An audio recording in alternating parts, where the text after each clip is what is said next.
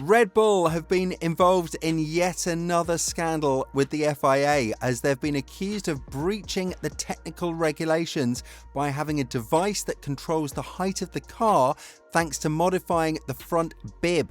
Obviously, the team has denied this as soon as it became evident that the investigation and the rule change ahead of Austin were made for them, but the fact that they have such a device does raise suspicions as to whether or not they've used it in the past.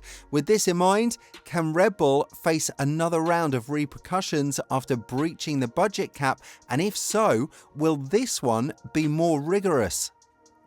It goes without saying that Red Bull is a team that has fallen down the pecking order quite quickly and lost the edge to teams like McLaren and occasionally Ferrari and Mercedes, despite Verstappen leading the Drivers' Championship and the team being second in the Constructors category.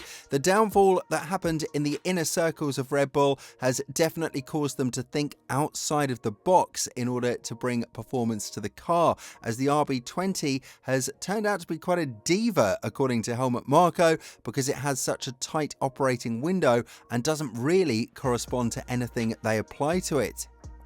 Now, it looks like the Austrian team has played a bit of a game with the front bib of the car, or more precisely, a device that controls the ride height through it. What Red Bull have been accused of is that they've managed to control this device from the cockpit in between sessions that are locked in parc fermé, such as qualifying and the race itself. If this turns out to be the case, then Red Bull would effectively have caused a serious breach in the regulations that could have potentially led to them being disqualified from both championships. However, since the infamous device falls under the category of open source parts that are provided to the FIA, the governing body has no further proof that the Austrian team has used it to alter the ride height for any of the races they've been in 2024. While they have the right motives to do so, with McLaren catching up rapidly and with the Woking-based squad managing to get away with the flexibility of the front wing, as well as the mini DRS trick of the rear wing before it was ultimately banned in Baku, Red Bull could have thought of something on their own to help bring the car to a more optimal operating window, an issue they've struggled with ever since Miami. With the departure of high-profile engineers, primarily Newey, the car has lost some genius minds that could have brought their own ideas or solutions as to why it's plagued the way it is right now. But nevertheless, the team denies a usage of the so-called device to alter the ride height in any way whatsoever. A spokesperson from Red Bull has addressed this matter publicly, stating, "Yes, the device exists, although it is inaccessible once the car is fully assembled and ready to run.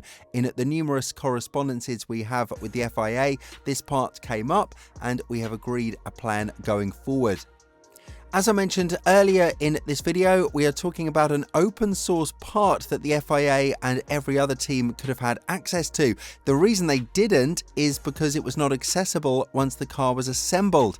This is something that Verstappen and Perez have called themselves upon, and when talking about it, the three-time world champion stated, "It is an open source part, right?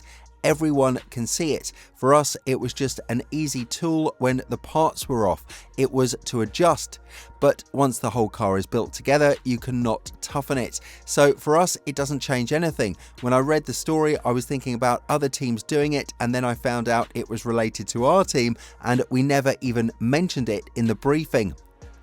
Now, Red Bull is not the only team to have been involved in controversy in recent history. We've seen that McLaren hasn't really received anything for their mini DRS trick, just a polite request to abandon it for the remainder of the season. This will only have an effect in one of the remaining 6 races, Las Vegas, where the downforce requirements are low and the speeds with which the rear wing is loaded are high.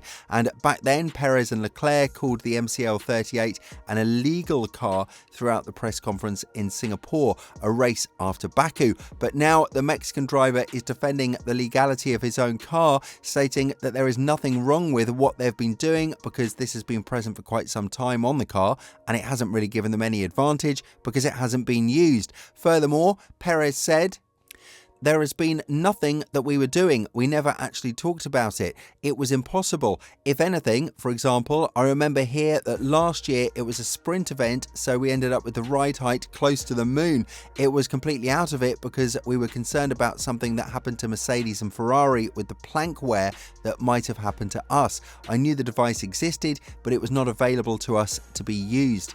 The actions of the FIA have raised some tough questions among the Formula One world as to whether or not the so-called breach has been impactful to the point of them reacting so quickly and with immediate action. And it looks like the importance of this breach is quite massive, even though Red Bull are trying to hide it.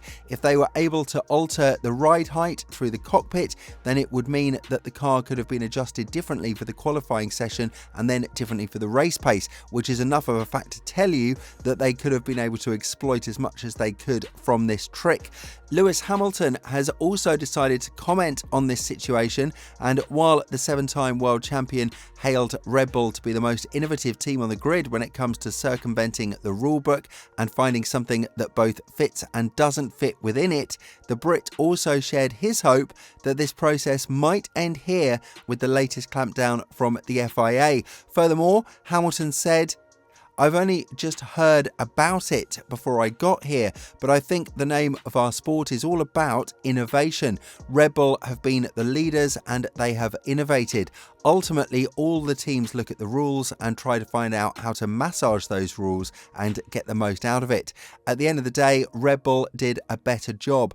God knows how long they've had that, and they've been winning championships. Maybe that stops now. I don't think that's the one thing that's going to stop them. I think everyone else, we got to continue to be innovators and leaders rather than try and catch up."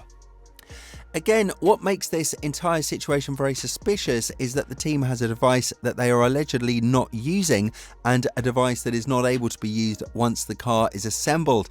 This doesn't make a lot of sense, because if the so-called device cannot be used once the car is assembled, then there is no need for it to be there in the first place. And the fact that these suspicions came after Verstappen's P2 finish in Singapore, where he hoped he would reach Q3 in the first place, goes to prove the suspicion points to a greater extent.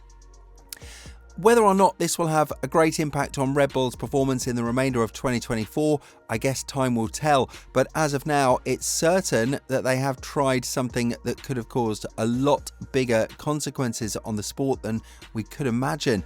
Right now, their primary focus is on the upgrade package that revolves around the new, more flexible front wing and the new floor of the car, something that Horner believes will be more than enough to bring the gap closer to the Woking-based squad. Elaborating on this, the Brit said, "I think for all teams, Austin will be a natural time of the year to bring some news. We have something important, but I think Ferrari, Mercedes and McLaren will also have updates.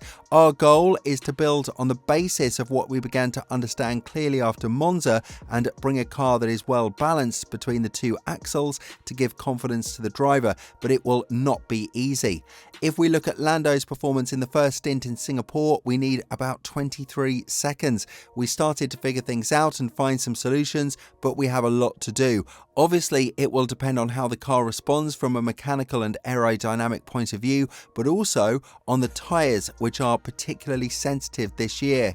Do you think that Red Bull has truly found an illegal way to exploit more performance out of their car? And if so, what do you think the punishment should be? Let us know what you think down in the comments below. We'll see you soon.